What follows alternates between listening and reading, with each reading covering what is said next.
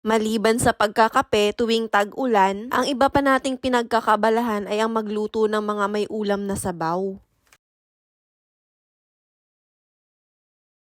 Alam mo yung feeling mga nakakatapos nyo lang mananghalian pero ang pinoproblema nyo na naman ay yung kung ano yung uulamin ninyo sa hapunan. So hayon, sa wakas at nakapag-decide na nga ako kung ano ang aking lulutuin sa aming hapunan. Fresh na fresh pa yan from the garden. So ang ating gagamitin ay yung 1 kilo na ubod ng kawayan na nabili ko sa palengke. At ang gagawin natin dito ay kailangan muna natin siyang pakuluan kahit 10 minutes man lang. Palamigin lang natin saglit, tsaka natin pigaan. Ang purpose pala ng pagpiga nito para matanggal yung mapakla nung ating ubod. Kasi syempre pag di natin yan pinigaan bago natin lutuin ay baka hindi natin magustuhan ng lasa. Sunod, kailangan naman natin ng sugpo or hipon. Kahit maliliit or malalaki ay pwede na. Linisin lang natin, tanggalin natin yung part na matutulis, ang kanyang nguso ba yan, tsaka yung kanyang bigote. Sa pagluto nito, kailangan muna natin itong igisa sa sibuyas at bawang. Katapos magisa ng bawang at sibuyas, ay nilagay ko na rin itong mga sugpo. Noon pala, nung kadalagahan ko, hindi talaga ako kumakain ng hipon dahil allergy ako sa lahat ng klase ng seafood. Pero expect the unexpected, nung nabuntis ako sa panganay na anak ko,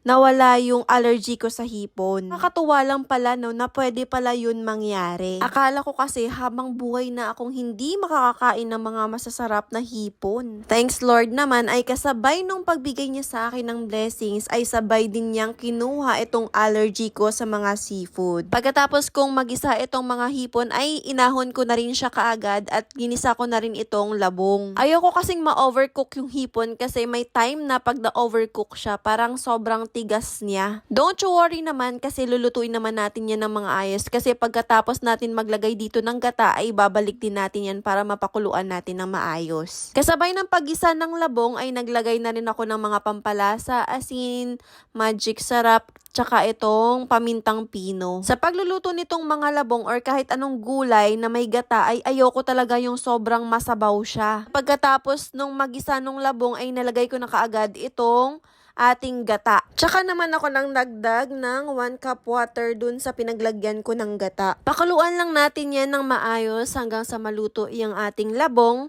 at hindi naman ganun yun katagal dahil napakaluan na natin yun kanina bago natin pigain. Hinugasan ko na rin pala itong saluyot dahil isasahog na natin doon pagkatapos kumulo ng ating pinakuluang labong. Ayan, kung makikita nyo talaga sobrang sarap na niyan. Naalala ko nga nung maliliit pa kami, tuwing tag-ulan, ito talaga ang lagi naming inuulam. Maliban sa libre lang siya at napapanahon din, ay masarap din siya lalong-lalo na i-partner sa mainit na kanin. Kung akala nyo, papaya lang din ang ginagawang atsara, mali kayo, dun kayo nagkakamali. Dahil itong labong ay pwede din natin itong gawing atsara. Kung sobrang dami lang nito na makikita dun sa paligid nyo, nako, try nyo minsan gumawa ng atsara, magugustuhan nyo. Please do me a favor mga mare, kapag nagustuhan nyo itong video ko, paki-like na lang, comment and share. At yun lang po. See you in my next vlog. Bye! Thank you for watching and enjoy eating everyone!